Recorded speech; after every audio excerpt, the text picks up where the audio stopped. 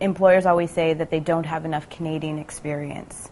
And I don't think it's been clearly defined what exactly they want out of Canadian experience that may be different from the working experience in the same sectors they would have had coming from their home countries. Forcing people to have Canadian experience, which is very difficult to get when you first enter into a country, is, to me, I think, a real racist tool that's used to discriminate against who you're going to hire and not hire and for what positions. I can't think of how having Canadian experience, if you have credentials, training, skills, and knowledge, which are very transferable from one country to another, that you wouldn't be hired for a job.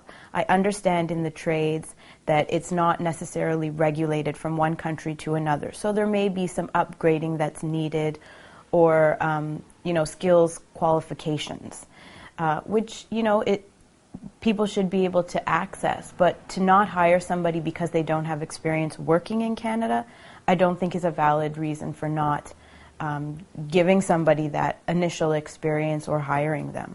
Some of the community-based organizations that are also doing work with employers are specifically trying to identify for employers what the needs are that are coming up as they're working with recent immigrants, either to provide skills, upgrading, information, just how to navigate through the system here in Ontario, or training, getting credentials recognized, etc.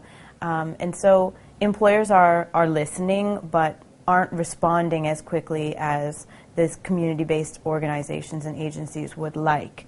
And there are actually community-based organizations that do placements, where a recent immigrant can actually register with that organization for free, and they'll help them find employment in their sector that they have training from their home country. However, it's not for low skill level employment. It's very, very high skill, professionally trained recent immigrants.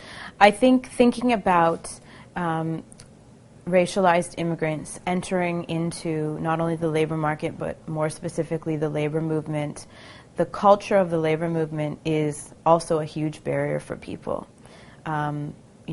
Historically we have had a culture of socials that include drinking and going to bars, and for some racialized communities and new immigrants, that's not something that they would participate in, and so it excludes them from being a part of the conversation. And historically, a lot of pretty hefty decisions were made over a drink in a bar. And so to exclude somebody from that process because the social or cultural aspect of the labor movement isn't where they feel comfortable is something we need to think about. And I know that there has been some